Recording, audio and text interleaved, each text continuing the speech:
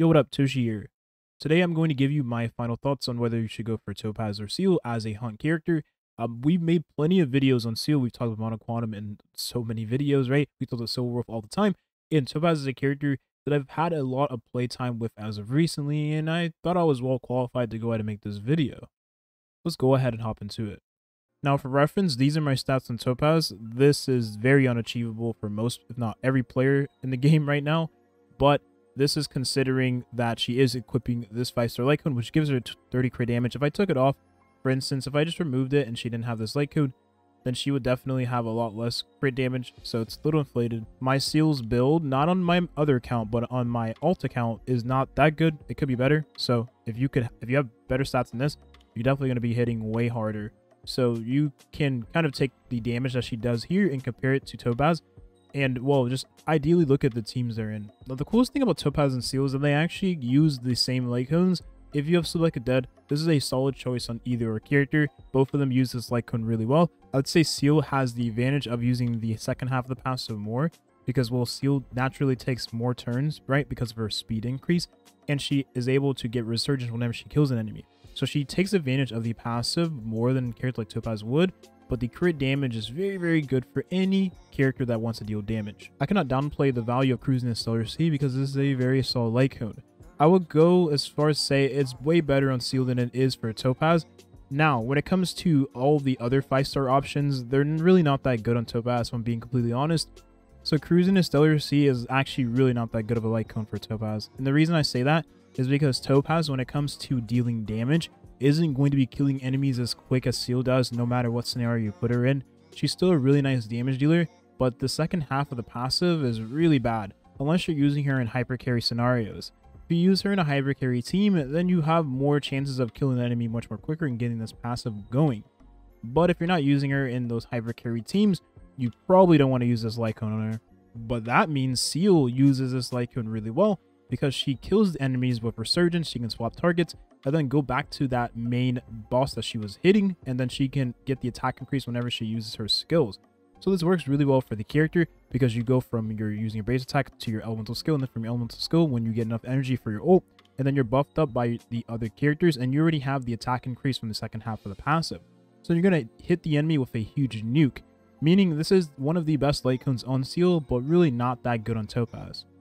But with that being said, Swordplay is a light cone that both of them use really well, and the reason being is because they have many multi-hit. They hit the same enemy consecutively because they are hunt damage dealers. You're going to be focusing down one enemy at a time, so therefore being able to get that damage increase for the amount of times you hit the enemy is going to be very, very nice. From 40% at Refinement 1 all the way up to 80% at Refinement 5. So the more copies you get of this light cone, the better it becomes for your hunt characters. And then there is Only Silence Remains, which in my opinion is a solid light cone, but this gets worse as you get better relics, because the crit rate from this light cone isn't enough to make up for the fact that is missing other parts of the passive when you go to a weapon like Cruising the Stellar Sea or a weapon like Swordplay that gives you up to 80% damage bonus at max refinements.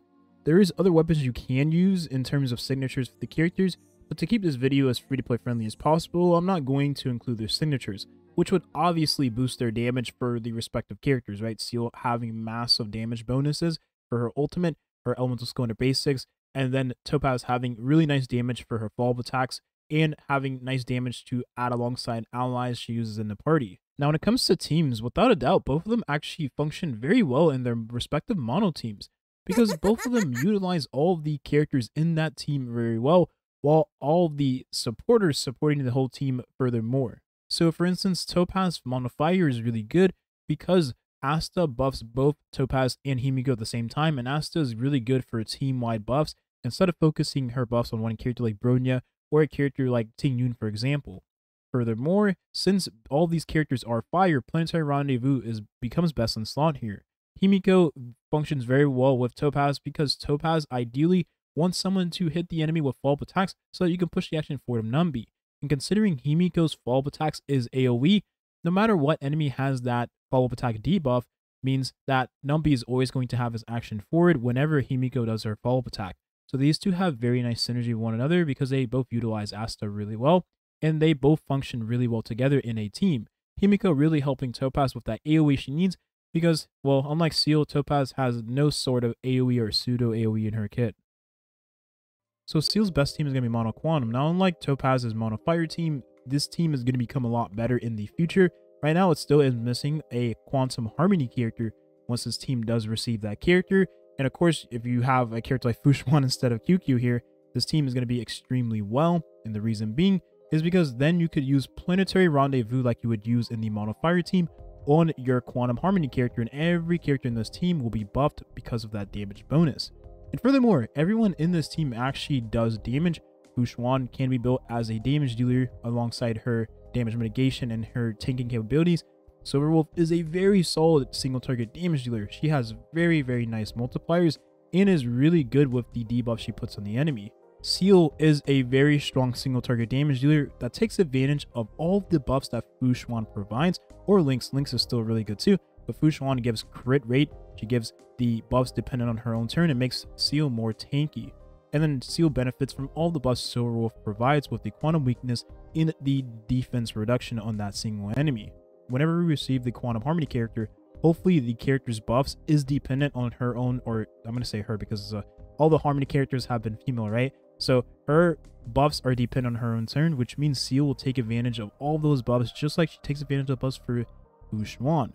And these two will be very nice tailor-made supports for this character. So Seele, in my honest opinion, has a lot more immediate future value than Topaz. And that's because, well, when we're probably going to receive that Quantum Harmony character pretty soon. Topaz being really good outside the Mono Fire team, and I use her with Kafka personally because Kafka pushes up the action forward with Numby because Kafka has a guaranteed follow-up attack on that enemy you actually hit the enemy with a basic with. And Kafka can be a very nice team player, but she also is a very nice self-sufficient damage dealer.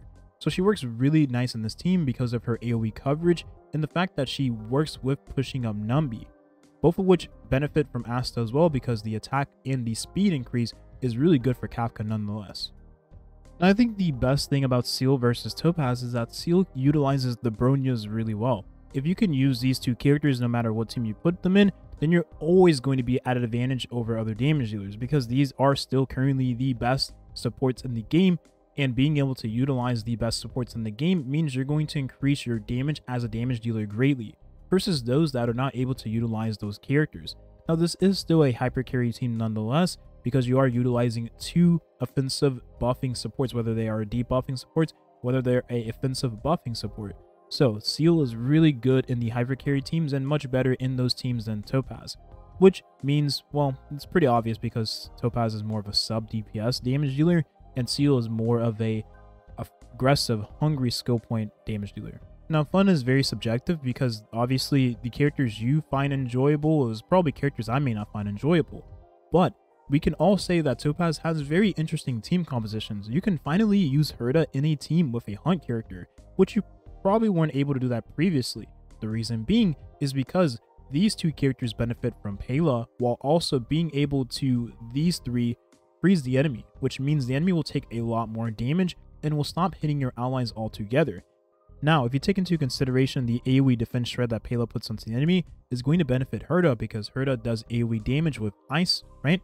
And she does crew if the enemies are 50% or lower HP, and that is going to push up the action forward of Numby because that counts as an AoE attack, which means whoever has that debuff, just like Himiko would with Numby, is going to push up the action forward of Numby. So Topaz works really well in a team like this because she also buffs the follow-up damage that Herta does.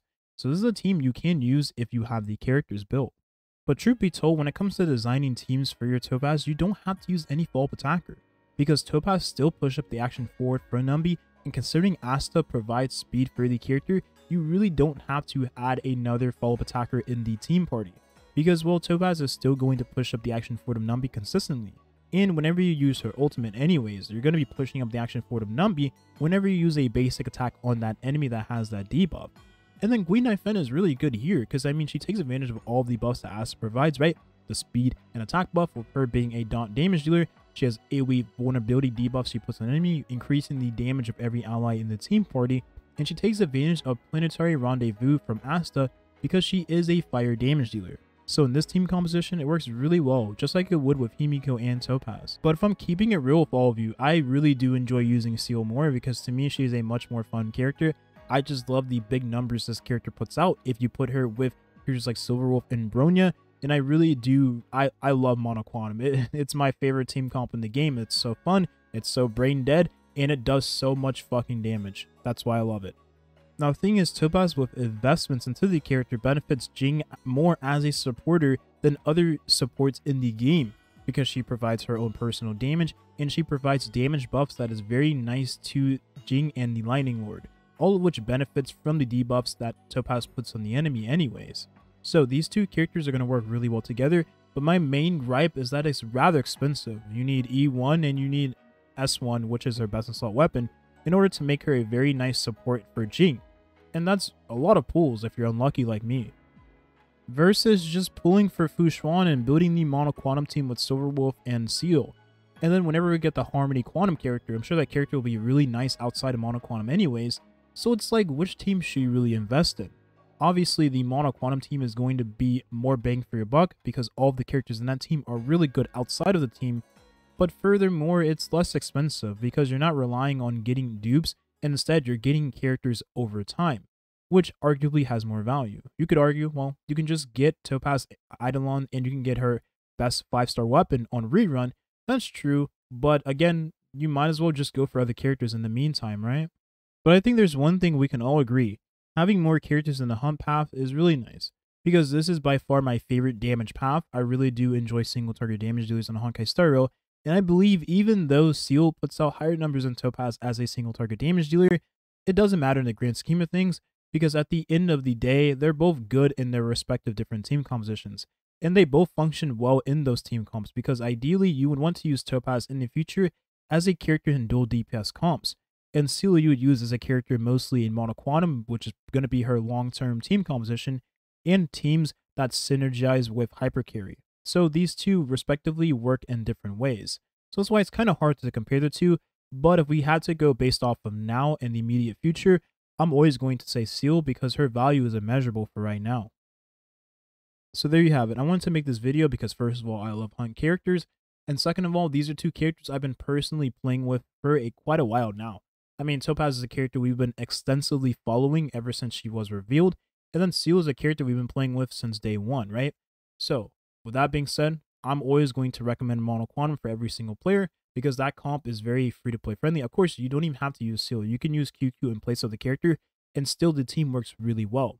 And the team is going to get better as time goes on, and it utilizes the most broken relic set in the game.